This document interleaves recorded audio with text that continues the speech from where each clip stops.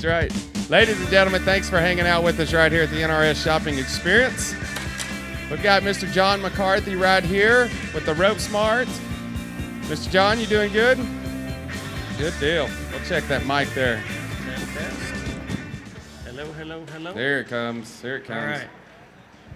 Your roping dummy right here is a little bit different than all the others. Yes, it is. It looks like a pretty good training device. The legs look different. Like you said, it looks like one of those crotch rocket motorcycles right there, doesn't it? It does. We had kids earlier today over Yeah. there at the booth riding it, hanging on to it, and it is, you know, it's just different. You know, the birth of it was different. Right. You know, we everything went based on science. We didn't try to make it look exactly like a cow. Right. Sure. So sure. it came up pretty unique for sure. And I guess you're going to explain all of that good stuff, and you'll probably get some folks out of the crowd to rope it and all that. We will. Don't let that scare you, but Yeah. we will. Folks, it's really laid back here. And if it's good with you, if y'all have questions, just raise your hand. He'll repeat the question and answer it. And Mr. John, we appreciate you being here, and I'll let you have it. All right, All right, thank buddy. you. John Thank McCarthy. you. How's everybody doing today? Yeah, we got a couple people hooping and hollering here, right? Well, we're going to go ahead and start at the beginning. I'm going to talk about a little bit about the design of the dummy, where it came from, how and why it's effective. And then, of course, we will have a few people come up and rope it. And then we've got two-time world champion header Matt Sherwood. It's going to come out and work with a few people on the dummy as well, about halfway through the presentation. So I'm going to go ahead and start with usually the most commonly asked question on our dummy, which obviously it's not the handle, not the head, the horns. It's like, what is the pole for?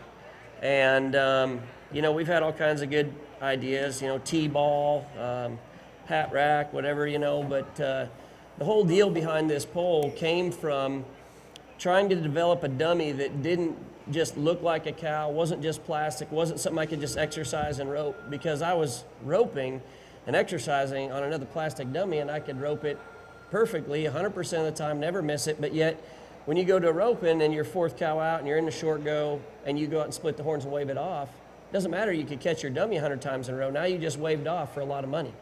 And you threw a loop that was a marginal loop, but that marginal loop has worked 100 times in a row on that other dummy. And so I tried to design something that would actually force me to find a loop that was more like the top pros. And I was in the video and photography production industry, and so I figured I might as well use my resources. And now, of course, there's some good training schools out there, the Team Roper or Total Team Roping online. They do the slow-mo footage and you really get to see it. Well, we started doing that about, 10 years ago, studying slow-mo. And when I took the great ropers and I just turned down the volume of what they're saying and just studied and watched them, there's these common denominators that they all had. And it's like over at one of our other shows, there's a great big classic banner and it's got pictures of these headers on the banner. Well, it's funny, they all look almost identical. It's the first swing out of the box, hands up high, angles down. I mean, everything looks almost identical. And that's because these guys have a very common raw talent. And so when we sit there and we talk and people say, well, why don't you try this? You're dropping your elbow, you're doing that, try to find this, try that. One thing you have to understand is we can't see centrifugal force. You can feel it in your hand, but you can't see it. Okay? There's a lot of things. It's like watching a guy on a heel horse. It's like, why did he get after his horse? Well, we can't feel what that horse did underneath him, but we can see. That's all we can do is see. And so this pole has got several purposes, and I'm going to go ahead and start with the first one, and I'm going to take it into a little bit into horsemanship. So you understand there's several benefits of it. When we put this pole in here, we wanted it to reference from the base where we cut the right horn to this to create a 45-degree angle. The importance of that 45-degree angle is tremendous. It's so crazy to think that position of a 45-degree angle, the difference of being in here narrow, could make as many variations of improvement in a roping program just by proper position. And so one of the first things I want to talk about is when we rope in at a 45-degree angle, and mind you, this dummy, when I stand out here and line that pole up to the base of the right horn, it puts me right here. So instead of just walking forward and back on a dummy and roping, and just constantly roping. Now, mind you, I can swing, and if I have good form, and like great guys, they keep their good form no matter where they're at. Good form, good form, good form. All the rest of us mid-numbered ropers, the more behind we get, the more at the head we throw, and the more straight down we deliver. We don't maintain those good fundamentals. So this gives me a reference to when I'm on the ground making sure that I'm staying over here and I'm right where I need to be. Okay, and you want to jump up real quick, Nicole, and hold this? When we rope anywhere in here, which I call this the no rope zone, it affects, most importantly, the handle. And let me ask you something. How many people here head? 1, 2, 3, 4, 5. How many people heel? Okay, got several healers too. These guys over here, sharks. Okay, so when she's in here narrow and this steer hits into this rope, this steer is gonna wash out. And there's a dead spot. When this, go on header, you can move up. There's a dead spot before that rope comes tight again. And there's almost 2 hits your horses take. One when it hits it right here and washes out. The other one he turns out and he's gonna get hit again. But the main thing's gonna happen is this steer is gonna drop in behind that head horse. And now he's being drugged. He's being dirty. And how many of you heelers have rode through the corner and had a steer just sit right next to you? You pick up your heel horse and you're trying to deliver because he's just sitting there and all of a sudden he slingshots out of the hole and he's gone. And you throw that nice air loop and it just whoop, went right behind it and you touch a cow. Okay? And that's, all those things are caused, one of the main causes of being in narrow. When you're out at a 45-degree angle and that steer's momentum hits the end of this, that steer's gonna shape and it's gonna start going. And all the header has to do then is release their horse and start going across the pin and maintaining this angle with the steer at the end of it. The deal is if the steer's head is taken, the feet are gonna be to the outside. If the feet are landing to the outside and I'm throwing even a marginal heel loop, what am I most likely gonna catch even in a marginal heel loop? At least the leg. The deal is when the steer's head's taken, the feet are out of here and it's out of his own control, the feet are landing, planting, it makes them real easy to heel, real easy to time as well. When a steer's on a loose rope, it's not easy to do anything. So the reference point of being at 45 is super important. The thing that does in horsemanship, and this is something we can look at all the low-numbered headers out there, you see a lot more horse problems with them than you do high-numbered headers. And it's not just because high-numbered headers rope better so the horses like them more. What it is when you're roping out wider, you're using that centrifugal force and the speed of the steer. And so the horse is not getting hit and he's not having to work so hard. And if you think about a kid in a swing set, if you put a kid in a swing set and you think about this is a swing set rod and here's the chain and this is a swing, in here narrow like this, if I picked a kid in a swing and I pulled him back, picked him up and dropped him, it wouldn't be much fun. If I put that kid in the swing and I pull him all the way back to right here to 45 and I let go of that kid, the kid just swings. I don't have to do anything. So again, if I'm a head horse, I sit down and just crack over and take that steer's head. His speed and his forward motion takes him through the corner and shapes him, okay? When I'm in here narrow, the other thing that happens to us is when we're roping a dummy in here narrow is where's our left hand? Over here. Pull our slack and our left hand's here. What does that do to a horse when we stick our left hand out or move it to the left when we pull our slack? Releases the head horse and he goes out what on his front feet? Well, if he's on his front feet and he's leaving out of the hole and he takes that hit, where's that hit? Where's the pressure of it gonna hit him? Right there in the withers. He's no longer got his butt in underneath him and he's not ready and prepared to take that hit, okay? So when we're narrow, we turn our shoulders, we're swinging in here. My left hand's over here. As I move over and go over and turn my shoulders, notice where my left hand and my shoulders turn. Over towards the steer, over to the left. So if my left hand's right here and I've got my horse's neck here and I'm pushing across, I've got the ability to both hands rope, dally, and hold my horse in there, okay? So it's gonna improve your horsemanship as well. The other things that we do at this pole here, and we're gonna get into the reject of loops, and as you notice like that loop I threw there, you deliver even 1 or 2 degrees early, that loop won't be successful. You can't marginally throw a loop and get good success with it. And so, what are the biggest misses in team roping when it comes to heading? Anybody? Yell it out. What are the biggest misses for head loops? Wave offs, and what's the other one? Split horns, okay? When you go to do a wave off, the loop is typically flat, comes around, hits the steer in the shoulder, and is gonna wave off. When you throw that loop on our dummy, it's gonna hit this pole and it's gonna reject it, okay? So there your loop is it's gonna tell you right there when it hits that pole whether yes, it was a good loop, no, it wasn't. In splitting the horns, kind of like what I did in that loop right there a second ago when I threw it, I dropped my loop just a little early, so I'm sitting here swinging. If I drop just a hair early, again, it's gonna come down and it's gonna hit and go around, or it might, like it did on that one I threw, grab a single horn and come around the head. But it's not gonna rope the pole in both horns. And so our design isn't meant to foster, you'd say, a false emotional lifted success rate. If I rope a dummy that I can rope 100 times in a row, and I feel great, but I don't have that same success in the arena, there's no true success in that.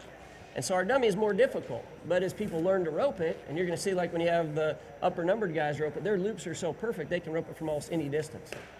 And so if I throw the right loop, I got my tip down, I'm coming across and I'm flat, it's gonna rope both horns and the post, okay? So this post has got a multitude of things that it does. Obviously, we'll kind of recap. One, it helps you with position. Two, it helps reject those flat loops. It's not gonna let your early release loops be successful. It's gonna make you carry your tip all the way to the center before you let go of your rope. And most people don't talk about timing when they talk about a head loop.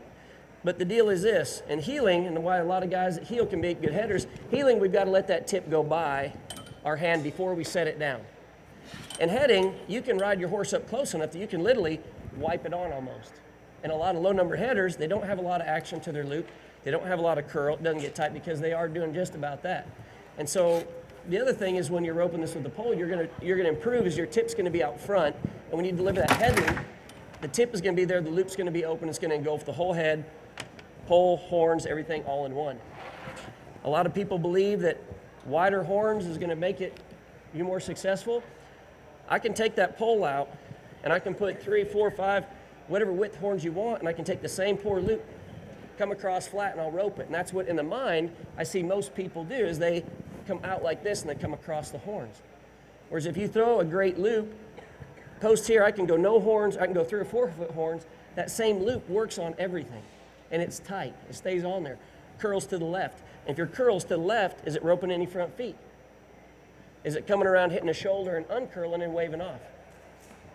Okay, so it promotes true change. When you get a little bit more, I guess your level increases and get a little more confidence and you want to do some different drills, our dummy has more than just the chip shot, as I call it, or I'm just going to get back here and try to launch a bunch of coils at it and rope it. We can take our head, we can loosen it up. I say we loosen it up. Turn it a little bit like this. We can do angle shots. So again, I've got to work on the perfect loop, but I also have to work on the plane of my delivery. Make sure it matches the horns. Okay, so I've got more than just that one shot. Gives it a little bit more dynamics. One of the other things we do is we have an option on our dummy for a calf head. And so when you got a family that's got kids that breakaway rope, calf rope, and then you've got team ropers, headers, heelers, this dummy really does all facets. So we slide that in there, and we look at our calf dummy. I just want to go over a couple things about it. You don't rope it with the pole in, first thing I want to mention, but on the calf dummy, our dummy's designed to reject, again, poorly thrown loops. With this head going down and be pointed out to the front, it's typical of what you see when a calf's running off. I mean, we might see a tail sticking up in the air as he runs off, but we typically see a calf with its head up. It's usually down and they're running and they've really got to get down to rope it. Well, with this dummy, if your loop your head is not in the center of your loop, it will hit this slick corner in the back of this and it'll go right off onto the ground. So make sure that the calf roper again's got good tip, good plane to their delivery, and the loop build is not hitting them in the back of the ears and opening up out here, that they're roping it in the center. So we won't go any more into that. Anybody have any questions about the calf head or the steer head before I move on? Anyone? Okay. All right. On the back end of this thing, it was one of the most challenging things to design on the back feet. And so this opening that we have, it was designed based on the opening that we would see when roping live cattle. Tip of our rope going down, looking down to a cow. When we're on the ground, we're roping sawhorses or hanging legs or whatever. The open space that we have in front of that target is space that doesn't really exist on live cattle. And at the U.S. Finals recently, I was riding through the barn and I saw this heeling dummy hanging out off the wall. And I looked at the pattern of that loop that it was covering on the ground. Like how much that rope was out there inside those legs. And it was like, it's huge amount of space that was being used. And realistically, you don't have that much space when you're roping a live cow. We're not on a Shetland pony, we're not looking at a steer from the backside, and he's not coming all the way where we can just go underneath like this. We're roping down with our tip coming down, and that downward angle is what actually helps that strand sit on the ground when we deliver our loop. And so if we roped a flat loop, I'll do it with my tip here, I came around flat like this, there's gonna be no bottom strand touching the ground at all. It's just gonna sweep underneath, okay? if I throw a great big loop like we'd throw on a sawhorse, and I come around, I get my tip up, I come around like this, and everything looks good, but I come flat like this, that space isn't going to allow that to go through. But on a sawhorse or the legs, it would have swept through and it would have just looked like the biggest trap you'd ever thrown, and you'd feel pretty good about what you were throwing. So on our dummy, we studied the way a heel loop actually broke on a leg, breaks, and goes underneath. And when I was designing that, it made me think back to when I was a kid and I used to fish creeks. Up in Montana, there's a lot of little streams and they hold nice brookies, nice little browns. But in those streams about 10:30 in the morning, 11 o'clock, those fish are gone. They're in the shadows. They're just history. And so if you want to go catch them, you're going to have to go fish under banks, under branches. My favorite place was, less branches stuff, was under bridges. And so you get to this little bridge and you have this little opening and you're having to get your line way back up underneath there. Well, if I took a little bit of line and let it out and had that weight on there and I started swinging that weight and I timed it right and let go, that weight would shoot completely back up underneath there. A little tiny opening. If I dropped it at all early, it would land in the water in front of me and wouldn't go anywhere. I'd scare the fish off. And so in heeling, it's really the same principle. As we're swinging our heel loop, if we let go of it early, it's going to go where we let go. So here it's soft, it lands on the outside and kind of peters in there and falls down. And if you think about how many people have ever picked a kid up by the hands and swung them in a circle? Most of us. If you were to let go of that kid, wherever you let go, that kid there will fly. Your heel loop's no different. Wherever you let go of it, there it will also fly. And there is a video on Facebook and YouTube here not too long ago, and it was of this gal sitting up on this ledge holding onto this rope, and she was going to swing out and land in the water. Well, she swung and let go of the rope about straight vertical, and she landed on the beach face first in the dirt. And it's much like this dropping a heel loop early. We want to make sure that the tip of our rope is actually going past our hand, and so once it's past, then we can put our bottom strand on the ground. And if we drop it early or drop it late, it's going to be unproductive. The biggest thing is people roping flat and dropping it early. They'll come around with the big loop and they will let go of it a little bit early. And again, we could look at that, and that's a lot of tip up there, but if it was a sawhorse, would that have went through a sawhorse? Yeah, would have went through perfectly. So we created a smaller opening, and then the shape of it is really, really important. I could have done legs that came straight out and dropped down, but what I wanted is, like on our head, we have this pole that references the position, also make sure that we're rolling our hand, getting to the center of the head before we turn our hand over. So on the back legs, I wanted something that would make sure that my tip angle was good. And what I do a lot of times in clinics is we'll take a 5-foot piece of PVC and we'll put it actually off that leg to exaggerate that angle. And so when I come to rope this dummy, I do it from a 90 degree. I stay over here, my rope's up here, I tip it down until I match that leg. When I match the leg, then's when I go in, get my own slot, and I swing right at my target. My target's here. If I'd done a 90 degree, I'd have to swing over my target or behind my target. I'd have to manipulate my delivery. When I'm heeling, if I start trying to manipulate anything, I'm sure enough to miss. So I get over my target right at my deal, I'm swinging right at. All I have to do is lean forward and put my rope on the ground. I don't have to step. I don't have to rear backwards. I don't have to do anything different. I swing the perfect loop. I get over my cow, perfect position, and I simply release my rope and put it down. So this dummy on the back feet is going to give you a really challenging smaller window, but it's also going to give you really, really good tip control, and it's going to teach you how to make sure that you are breaking it over the hock and not going to just keep sitting it outside here and slapping that plastic. I don't need to be there to tell you when you hit the side of that steer. It's going to be loud and clear. Okay? Some of the drills that we use the legs for on the head side, we'll get more advanced heading deals. We'll have somebody stand back with the rope on the legs. We'll get somebody over here heading, and we'll pull the steer to them. And so that way the header is learning to rope on the rise. Instead of walking and uncocking their hips and doing this, they're just like they're on their horse. They're wait, and they deliver, and they learn to read the distance changes the steer's coming at them. And that's one of those things that's a developed skill.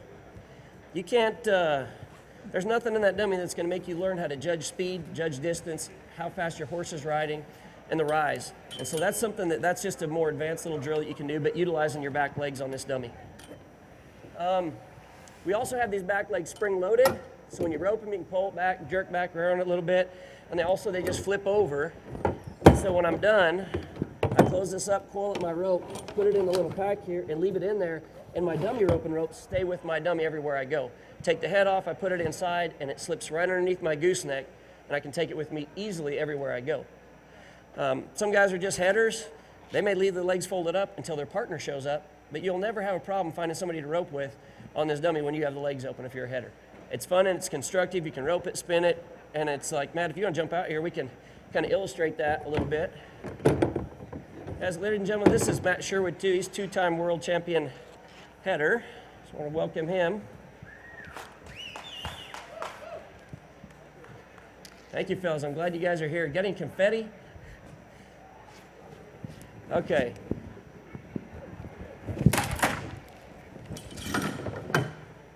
And so when we're sitting in a parking lot waiting to rope, we're doing things that are not just fun, but they're constructive. You almost went too fast. There's a lot of guys up north that sit in the barn in the shop all summer, or I mean all winter when it's too cold to rope. And that's what they do, is just rope the sled. Am I on? Can you hear me? We get Matt on there? Yeah. Go ahead, Matt. I'm just making sure I was on, so in case I wanted to say something, you could hear me. So it gives you an idea of how it can be used recreationally as well. So if you're a parent and you want your kid to learn to rope correct, not just have fun, you want to have them on something that's obviously going to give them a good skill set. And the little itty-bitty kids, a lot of times they like to run and duck out. What we like to do is we'll get a pallet. It's a raised platform, and those kids will stay on that, and they'll learn to rope from this perfect sweet spot. When they master this, they'll be able to take that, and that's really where in jackpot roping today, where the wins are at, isn't that consistency, getting all the four steers caught. So, any questions so far? We have any volunteers? We had some guys that roped, right? You roped? Why don't you come on down? Which end do you rope? Sorry? Which end do you rope? Ahead. You head side? Good deal. Let's see what you got. Where are you from? About 5 hours north. Okay. Do you rope the dummy a bunch now? Yeah. Okay. Looks pretty good. Nice curl. Where is 5 hours north of here? Reno? Eureka. Eureka, California. Nevada. Nevada. Good deal. I want you to go and pull your rope tight real quick. When you have a guy that heads pretty good, one of the things that's usually real evident is you're going to look at this line up here. What are you, 5 or? Yeah. So they're going to line up naturally. They already start making themselves wide. When I get lower numbered ropes, a lot of times I'll have them walking back right in through here. So you can see he has a really, really effective, really, really good loop. What is your biggest miss when you do miss? Riding. Riding your horse? Bear comes left and I don't move him over. Don't move over. Yeah, maintaining that position and that width is super important. Yeah, absolutely. And one of the drills we do, like go ahead and get your loop up and get swinging, get everything perfect. Now without changing a thing, just sidestep over to where you're directly behind the steer. No, don't collapse your shoulder, keep your shoulder back. And it's natural, we want to turn our shoulder right to our target and then deliver the same loop you delivered from over there. The perfect loop's going to work from anywhere. The problem is he started to move over, the first thing he wanted to start doing was closing his shoulders up. And so when a cow comes to you and you start turning your shoulders, and that's where we lose everything good that we developed. And so that's a good drill. If that's your biggest miss, to get everything over there wide and go straight across, rope it from here, rope from back over here. Don't always just rope it from the sweet spot. Kind of like you practice your basketball shots. You want to shoot around the court and master all those, but the main thing is to master that, keeping that form everywhere you go. So, okay, good deal. Thank you very much. Any healers? Team ropers are good liars. He's smiling real big. He heals. He just doesn't want to admit to get drug up here. Come Maybe on, y'all dude, back there try it. heal?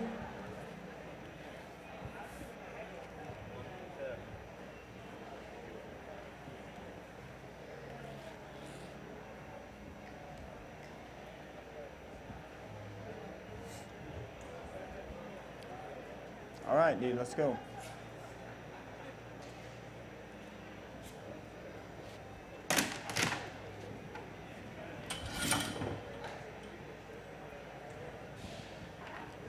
Again, a good loop, good timing. One thing that you want to watch on his loop, his plane of his angle is a little bit tilted. And on the upper level headers, the reason this shoulder is up high and the head's out flat, that's how a steer runs. But also on our dummy, if you get too far tilted when you deliver and get your angle, it'll hit this and skip it over that right horn. So I'm going to tell you that just keep your loop swing real, get the plane of your loop to make sure it matches the same level as the steer's horns. Nice loop. Good loop. Thanks. Just talking about him, but that was good too. Okay. Let's have another one. Who's a healer here? Switch ends, let Matt hit. I'm strictly a healer. Let's find a healer, swap ends, swap ends.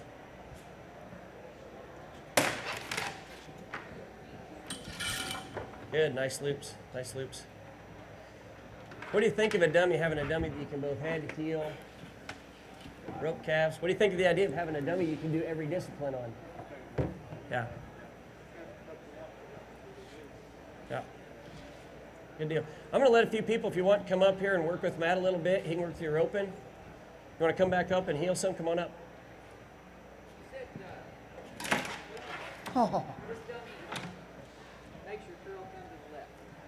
Now, I've heard a lot of guys talk about how roping right to left, your curl comes to left, but roping both horns at one time, your curl has a tendency to come out in front of the steer a little more. This question he just asked, and it's something we cover in our clinics, and it's a really highly discussed deal, is whether you rope both horns at the same time, you're both roping right to left, and where your curl goes when you rope right to left or both horns. I want to preface this that if you learn how to read your curl, you will know what you're doing wrong. It's one of the things that we concentrate on in our clinic. Sure. And what a lot of people Matt do Sherwood. is they think that they're going to rope both horns at the same Capitan time, just from like they're Mexico. putting it right down like this. The deal is this: if I walk up here and my hand is right here, are those horns wider than my hand? Yeah.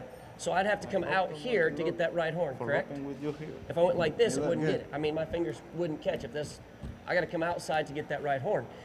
What happens is when we get back about a coil, now my hand is bigger than those horns, instead of vice versa. So literally, if I went here to here and put my hand just where it's at the head, I've effectively covered that head.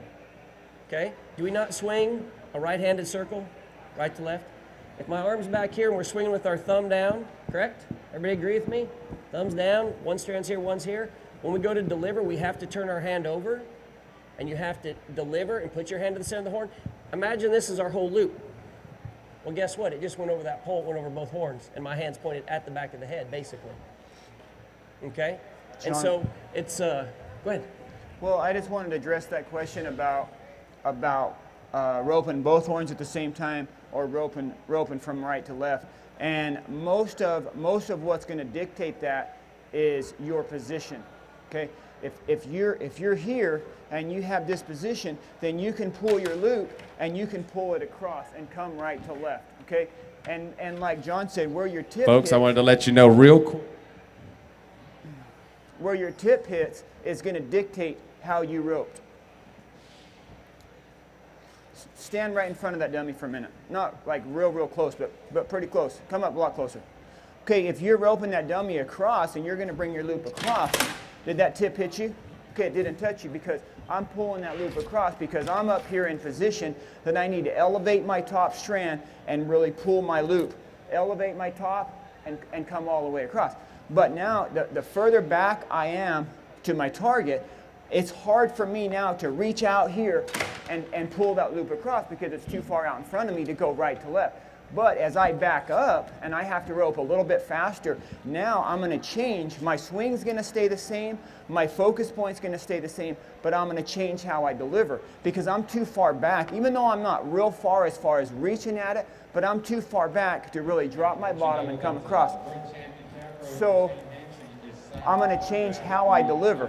My target's the same. I'm still looking here, but now I'm going to push forward and I'm going to catch both loops at the same time. See where my tip hit? It hit her in the leg, way over here in the right leg. But that's because I'm further back, and so I've got to rope both horns at the same time. But if I ride up and I get really good position, then I'm going to swing down over the horns. I'm going to pull and cover the horns, but my tip's going to hit. Did that hit you the second time? But my tip's going to hit here. And if you've ever roped a dummy like on dirt and you've roped a dummy a lot, you can, if you rope it a whole bunch, you can see right where your tip's hitting because you got a spot worn in the dirt. Well, what should happen is, okay, I'm going to work on right here, cover, cover, cover, and then my tip's going to come across and hit right here. But then, okay, so now I'm going to work on roping a little bit more aggressive and roping fast, and I'm going to push, and now my tip's going to hit straight out in front of me because I'm pushing my loop, catching both horns at the same time, as compared to coming across, pulling my loop and coming across, and my tip's going to hit over here. And to me, it's mostly on where I'm at in relationship to the steer. If I get a little bit too close, I cannot rope both horns at the same time from here. If I try to push my loop forward, I'm going to split the horns pushing forward. So the closer I get, the more important it is. I've got to open my strand up, really bring my loop, really overemphasize coming across, and then I can come across. That's roping steers, roping, you know, any dummy, no matter what. If I'm here, I've got to open my top strand and come across with my delivery. So, roping close versus having reach. The only thing that you're changing is the angle of your rope over your target. The only thing I'm changing is my delivery. Okay, my swing is right. I want my tip right at my steer's head. Okay, if I'm here, I've got to have my tip of my lope here. If so many low number guys, they're here, their tip's up. Okay, their tip's too high. They try to rope. You're gonna miss the right horn every time. Okay, so the only thing I'm changing is what I say is no matter when I start swinging, my tip of my loop is right at my target. Okay, now I'm ready to rope. I can throw from here. I'm ready. Now wherever I get, if I get here, now I'm changing how I deliver. Now I've really got to come across and cover both horns. But if I've got to rope faster, my swing is exactly the same. My swing's here, but now I'm throwing straight forward. I say it's like throwing a baseball. If I'm throwing a baseball to you, I'm not going to try to land it in your glove. I'm just going to throw it through your chest. Okay, and that's how I'm going to throw through both horns at the same time. I'm just going to throw through the head, and then the head stops my loop. But I've got to have my tip down. Okay, my tip's got to be down at my steer. But on my delivery, if I leave my tip down, then I drive my tip behind the head. So on my swing, my tip's right at my target. So many times, I want to say lower number, but probably every level, they ride their horse like this. Okay, and then when they get there, they're not ready to rope. So now I've got 3 swings of changing my swing to get ready to rope. But ideally, our very first swing, we're holding on, we leave, we ride. Whenever we get our swing up, it's right at the steer's head. Flat across his head, right at his head. Now, I'm never going to get into a position. I'm in position, but I'm not ready to rope because I have a bad swing. One thing you guys want to watch here in his hand, and we talk about, you know, it's an analogy. If you think of how a trick roper ropes, he doesn't make big exaggerated changes. He makes little changes and jumps in and out of his loop. And so if you watch Matt's hand when he's out there at that distance and you watch how small that movement is, I mean, it's really, really small. But watch, we'll see his palm and you'll see his fingers kind of up as he shapes that loop, and that's why that leading edge is going over that pole and roping both horns. Right, that's what I was going to say. My tip's down here at my target, but on my delivery now I have to elevate my tip a little bit to where it makes sure it does cover the horn. Because like I showed you, if I just drive it straight down, then I'm just going to, a lot of times on that loop, your loop will hit here and get the left horn but no right horn because you drive your tip forward. But if I'll elevate my tip on my delivery, even though my tip is at the steer, okay, so that's my focus and my swing, but then on my delivery, I open my tip up to where now my loop's like a hoop, it's open. And that's the secret, like, without talking about trying to reach, but what I say is very few of us go to a roping and we draw 5 perfect steers. Not that they're bad, but they're not. But so we have to be able to, okay, this steer's running a little bit. I've got to be able to extend. Now I'm just going to change how I deliver. That's it. My swing, my target, my focus. I'm just going to change how I deliver and have to push it forward a little tiny bit to where I can catch this steer. To do that on a horse, we have to be able to do it on the dummy first. If we've never backed up and extended on the dummy, then when we get to a horse, we can't do it. You know, you can't do anything in competition that you haven't done 1,000 times practicing. So, and I'm going to go back one more thing to your comment about steer goes left. Okay, Jake Barnes is the master at roping a steer that goes left, because a lot of times what I try to do is when a steer cuts left, I try to rope him right there. Okay, Well, what happens is I'm in perfect position. Well, when that steer cuts left, now it in essence puts me in this position because he's cutting. And when you try to take that shot, when he cuts left, that's the loop you get every single time. So like what John says is so true about, think of it like how I was explained and think is a great analogy. You're driving down the road with lines on the highway. When a car swerves, when the road curves, he stays in his lane. You have to turn and stay in your lane. You cannot rope a steer that's turning and you're staying straight. It's so important to recognize when you're going to a steer and he cuts left, do not try to rope him. Take 1 or 2 extra swings, move your horse over. Now you're both going left, but you're at the exact same angle because what he talked about at the beginning about handle and steer. Okay, now if we both cut left, boom, 1, 2, I take 2 more swings to get right, but now I'm still right here and I can still get my heeler handle. But if you try to rope a steer when he cuts left, you're going to miss, split the horns, fish it on. If you do catch it, sometimes you're not going to be set up to give a handle. It doesn't take any more time to move your horse over. Now we're going down the arena, we move our horse over, we're going here, and now everything's exactly the same as compared to roping in bad position. Something you can do too, if you get a steer in your pen that dirty and does go left, a lot of times what we'll do at the house if somebody's having challenges with it, I'll literally just take their rope away. Say, here, just ride your horse, work on position first. Because we can drive down the road, we can answer our phone, change the radio station, eat something. There's why it's stuck in people's head when a steer comes left, they just keep driving on straight down the arena. And so if you have something like that and it's a challenge for you, you may also put your loop down, take that steer that drives left. Like Matt says, that width and staying in your own lane is the analogy we use in all the schools. I mean, you've got to stay left, but you might put your rope down and achieve that perfect position first. See how many times you could have roped him, and then go back when you draw that steer again and have your rope in your hand. So, I think too, like what he talked about pulling the dummy to you, is we have to be able to rope just like here a little bit, being able to recognize sizing our target up when we're on the game to the steer. So many times we're here and we have to get here, 1, 2, 3, instead of being able to recognize, okay, soon as like what I want to do at schools is tell people, I don't want you to do anything that I can't do. Physically, I can't do anything. But what higher level ropers do is when they get in position, they're ready to rope. As soon as they get in position, they're ready to rope, and they don't waste any time. They're ready way before they get there, to where as soon as they get in position, they're rope. Where sometimes if we don't really work on that at home on the dummy, then we get in position, but we're not ready to rope. So now we're in position to be 7, but now, okay, now I have to pick up my target, I have to make sure my swing's correct, and now I throw to be 8 or 9.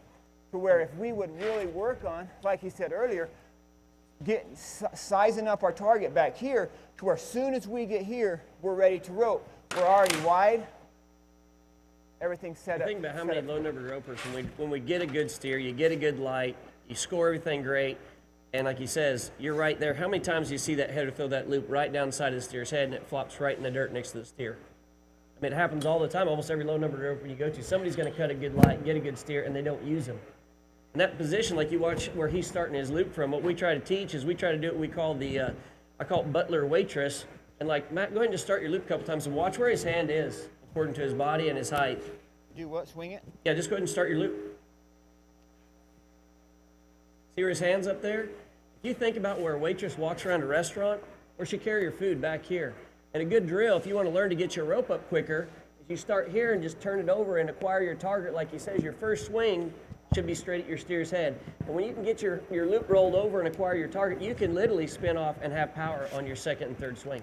And not be in that position where when you have one coming to you, you draw a good steer, you don't make good use of him. But I'll show you that drill we do for Matt. I'll pull it back to him a little bit. And then if you want to, where's our header? If you want to try this drill too. I don't want to try it. I've never tried. Okay, hang on. Lift him back up there. Can you hear me? Can you guys hear me? Yep. Okay, bring it to me. I've never tried this before, but I was kind of nervous.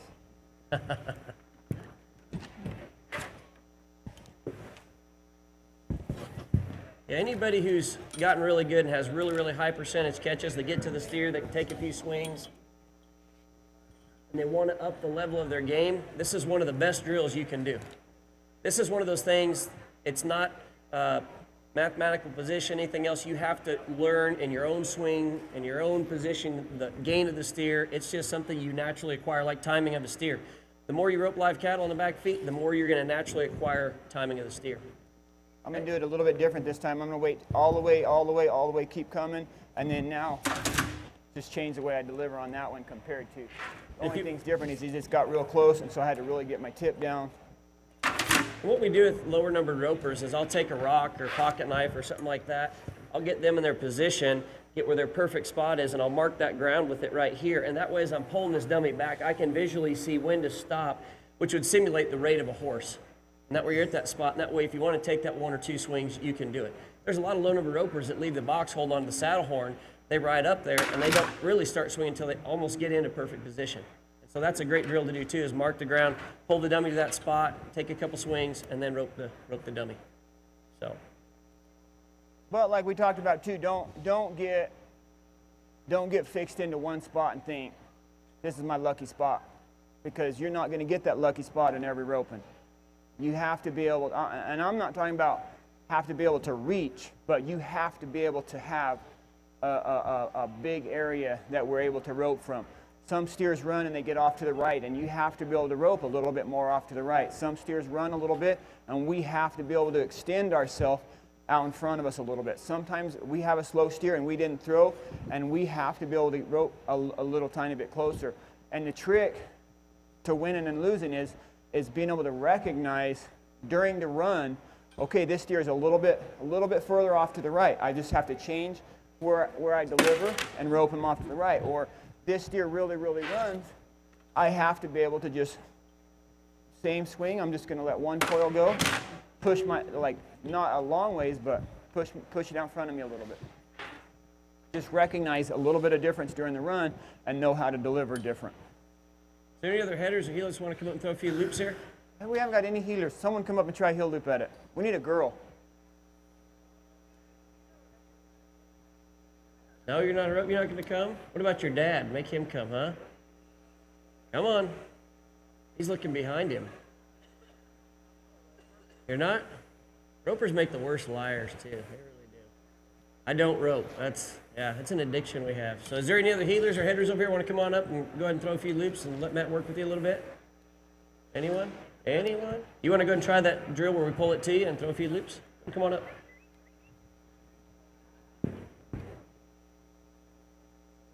Thought you're in it. Thought you're going to get up there and heel a couple times. You're not a team roper? Tell you what, I'm going to pull it back to you and you tell me where your sweet spot is, okay? I've talked to you a couple of times. Right there? What have I got here today? I got a business card. I'll set it down there. So I'm going to mark that ground so that way if he wants to wait till it's right there, he rides the position, takes his first high percentage shot versus trying to really go after it, we know where to stop that dummy. Okay? And again, when you watch lower numbered headers a lot of times, if a steer's outrunning them, they start leaning in their stirrups, trying to get closer, and they give up everything good that they've practiced here on the ground. It's hard sometimes to make yourself ride correct, good body posture, stay up straight, and when one's outrunning you, it's natural to try to get a little closer by leaning forward. And really, it usually is what slows your horse down. If you lean on and get your weight over, and that horse is starting to back off because he thinks you're already delivering. He feels you get up like you're going to throw your rope, and you're just praying you're about 6 inches closer. Okay, you ready? Let me know when you're ready.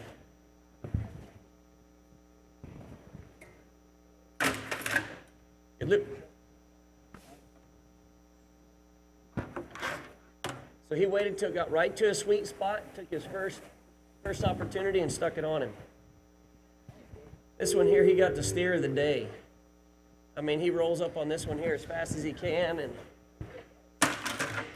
and uses him. And it's real important that you don't, steers like that, you get them the slow steers, come out and you cut a good light. Those steers are going to be the ones that you're going to win the go-round on, maybe fast time of the go-round on. And if you're not ready and you don't have your first swing up and it's correct, ready to rope on your second and third, they're going to beat you. You ready? Good loops. Good loops. Good deal. All right. Any other questions? I think we're about How are we on time over there? How are we doing?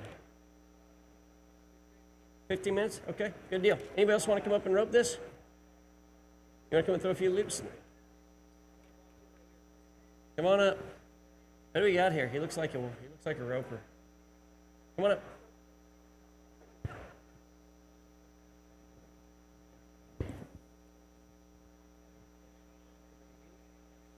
Yeah, maybe he's going to spin it for you. Get ready. One of the things when you're going to heel this dummy and you're playing with your friends, you don't want to stand high. I really try to use this dummy to make it as real as I can for practice. I stay back and stay off the dummy. It's a big body. It swings. Until it starts moving, don't turn in and try to rope it. If you just sit up here like this and just wait for it to turn and rope it, you're effectively not doing a whole lot for yourself. So staying back just like you would, high up to the hip maybe at the most. And turn in. I get that head horse pulling. Ran out of arena. We're going to have to reel it in. Let's give him a little bit more left there this time. Good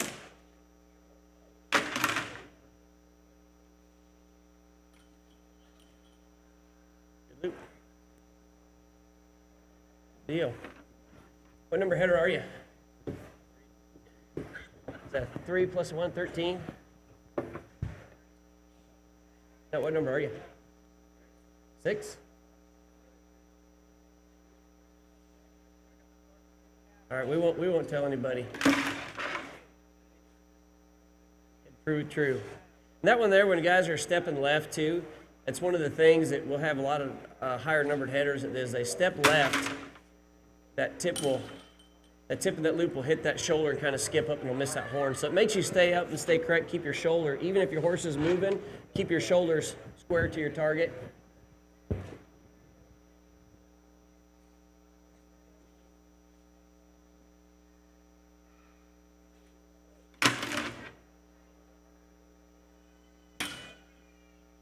Oh. So you're a calf roper, are you? All right, you want to rope the calf head a couple times? All right. We got an official calf roper today, guys. What's your name? Colby Hughes. Where are you from, Colby? St. George. So that's how you know Matt.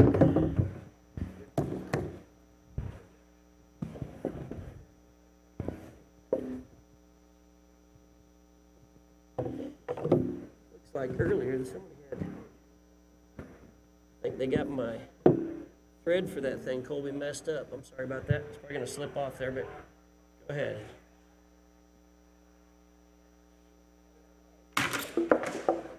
Look at that trick roping. What did he do? Hey guys, he breaks it, he buys it, right? Is that how it works? I think we're gonna have issues with that until we get a wrench, or we're gonna tighten that up. You want to go ask him for the pliers? Yeah. It's probably gonna, it's the head's designed to slip right in and out. So when you want to switch from heading to heeling, you can just flip it off.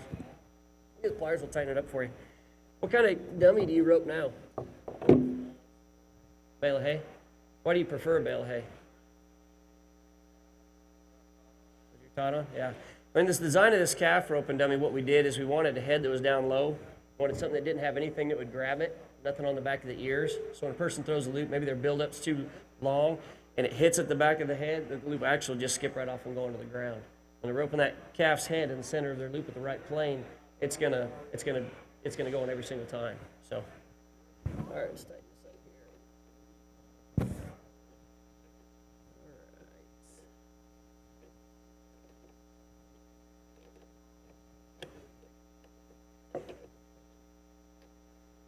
All right, calf head's officially attached.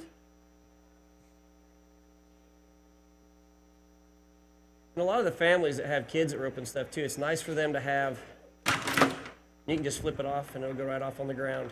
A lot of the kids that they have dads at team rope, head, heel, whatever, this dummy really, it takes away having to haul all these different devices for them to practice on. They can switch off and have a kid roping calves, turn and take the head off, put the steer head on. Good loops. When you step back a ways too to reach on this dummy, I don't know if you've noticed, but go back a little bit like you really had to reach out and get one. How much of the back of that head do you see from there? That's right. It almost disappears. I mean, you really got to, it fosters the mental deal to keep your hand up high, your tip down low. Whereas if that head was sticking up, they could throw a really flat loop, and that's not what you're going to catch calves with. It's not a big flat loop. So this dummy, again, does almost it mentally tricks you into getting your hand up, getting your tip down, and really looking for it. And when you watch a calf roper stand in his stirrups when he backs in the box to swing, he doesn't sit there and swing flat. He's up over his horse with his tip down swinging out here. And this cap dummy makes you carry your loop the same way.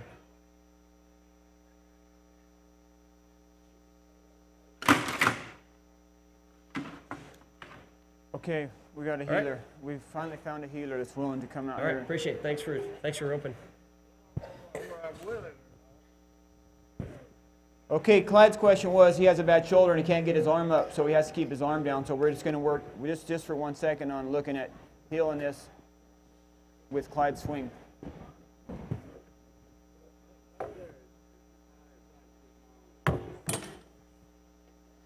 Okay, we've got Clyde fixed. Anyone else that wants to? Okay, look, step up over here. Like what I told him is heading is easier if you can't get your arm up to cover the horns with your arm down. But heeling is a lot tougher. But what we're going to work on is moving up a little bit, move up and over a little bit more, Clyde. Move over more, other way. See right there, he's behind it. And so I know, but we need over here. We need over here because with my arm down here, I can still reach around the feet and get my tip through.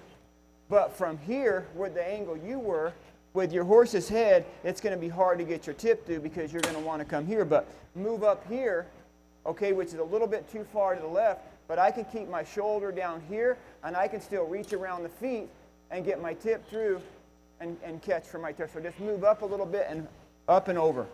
One of the things that we talk about when we talk about position for heeling, if you think about how easy it is for us to park our Ford trucks and Dodge trucks in grocery store parking lots these days, you know, you got to get way to the left and then turn in and try to make that corner. If you look at where you stand heeling, what's that? If you look at where you stand heeling, like Matt's trying to tell him, if you think about it's your own parking spot where you got room to open your doors, if you're to the left side of that steer, and you just keep that in mind at all times if you're a heeler, that's kind of the mental place you need to be. You had to have a little clearance for your horse, but you need to be able to see those feet on the other side. Okay, right there on that loop that Clyde just roped, he had great tip control, which is the hardest part, but he brought his loop. He had no bottom to it. So what we're going to do this time is exact same tip control. Okay, we're going to pull our tip through, but then when our tip comes through, we're going to set our bottom down to where we have our bottom underneath our feet. So look at your right leg, and when your tip comes through, set your bottom underneath that leg. Okay, see right there, exact same thing, but we just got our bottom down when it came through, and now we have it right when it hits. Because what we want when we're heeling, like people talk about timing and rope and feet, but timing is not just roping the feet. To heel consistently, you have to be able to get your bottom on the ground. Even though I want to be in perfect time and I want to rope the feet, but I still have to get my bottom on the ground and let my loop stop and then elevate. Heeling is not just, well, I'm in perfect time, so I'm just going to rope the feet. You will not catch consistently if you try to rope the feet. Even like Clyde, we can't get our swing up, but we still have to get our tip through and our bottom on the ground. And now I can catch every time. But if I'm trying to come up with my heel loop, I will not get my bottom on the ground. If my bottom isn't sitting on the ground, my percentage will go down. Another thing that we can't do heeling is when we start to throw, so many times people start to throw, and as soon as their loop hits, they start to pull their slack. Well, what happens when you elevate your body, you start to throw a perfect loop, but when you elevate your body and pull, as soon as you come up, your bottom strand comes up. So even Clyde, with a little bit messed up swing, can catch it if he will stay here and stay here down until his bottom comes through and he covers the feet and then come up. That loop fell forward, but the bottom came through. Stay here, here. Okay, his shoulder's down here. We're just going to reach around with our bottom on the ground, and then we can come up. But if we come up too soon, as we come up, our bottom strand comes off the ground, and you think, man, that was almost a perfect loop. Well, what happens is, if you come up too soon, your bottom strand comes off the ground, and this is what happens. I'll show you what happens. I've seen it before. Oh! So the only reason that happened is you were impatient with your delivery. Just stay a little bit more patient right here for just a split second, and then come up. Catch it every time. Do it again, Clyde. Go ahead. I stole all your time. You have to do it at least 2 times. Okay, pull your tip through and get your bottom underneath the right leg and put your bottom down. There you go. See right there, come through his bottom down for just a second, and then it just takes that long, but you have to wait. Just like, if you look at what I say is every advertisement you see for a heel rope, every heeler is just right here, and that heel loop is sitting on the ground. Just for a second, and then elevate. One thing back, Clyde, if you take and keep your focus up here where your tip angle is going to be down, like here on the ground on our dummy, it's going to give you more of that bottom strand contact on the ground as well. If you keep your tip down, angle down a little bit, don't try to scoop your hand underneath. Just pull your tip through, bottom down. Perfect. There you go. Good. One of the things about his position that's so important in heeling, guys, is if you're over the top of your steer and you're here, one, you're going to be what? Leaning on your horse to see the steer, which is going to get your horse stopping and quartering, but also you're going to be trying to reach and rope underneath. You can't, you're trying to break a rope on the side of the legs from over here. And mind you, I've got lucky and pulled off some, lucky shots. I think everybody who's heeled has had a steer come underneath them and pulled off one of those shots you rope, and you're like, okay, you feel it tugging you down and you got 2 feet. You feel pretty cool, but it's definitely not what you want to try to do every time. And when you're to the left side of this, when you think about this, when you're over here to the left side of that steer and you deliver that heel loop, it's going to actually break, just like my arm would break, and the tip would go in. When you're over it, on the other side of it, your tip shoots through, and there's a lot of times, I mean, how many heelers have ever heard that great sound where you see this big, they're like, man, I had 3 foot of that gate sticking out the left side. Well, he had more than 3 foot because the Hondo's under there, the whole tip's through there, and he lifts up and you just hear zzz, zzz, zzz, pink, and then your rope just pops out. Because that Hondo gets inside this right leg and starts pushing the Hondo closed as you pull your loop up. Sizes everything down. You usually end up with no feet, not even a leg. So it's another thing that's real important about maintaining that left position. And a drill you can do at home, and what we do on this to really fine-tune that entry, is I'll turn around and I'll set a bucket right over here. And so as I approach the dummy, I'll make myself, instead of coming at a corner like this and closing my shoulders, I'll actually make myself walk forward up around that bucket and then turn into my own parking spot and maintain this position here to where I've got a little bit of width. So if you find yourself walking in a corner, take some time, just set a bucket on the ground, something that you're going to have to walk up and around. So you're going to emulate that same move that you're on horseback, going up around the corner and turning in and getting up to your target and getting to where you're ready to rope. So anytime you get underneath, it's not a good thing. So I think we're about ready to wrap it up. Is there any last minute questions or anybody that came in late that has any questions? All right, good deal. I'd like to thank Matt Sherwood joining us today on our sponsor team here. I want to also thank some of our other sponsors. Shoot Help here is one of our sponsors, and if you guys haven't checked out their chutes, you need to get back there and see those. They're super efficient, cattle working. They're just something you gotta go back and put your hands on to really get your mind wrapped around. So I want to thank you all today for being here. We'll be here tomorrow afternoon if you'd like to come again. Ladies and gentlemen, John McCarthy and Matt Sherwood.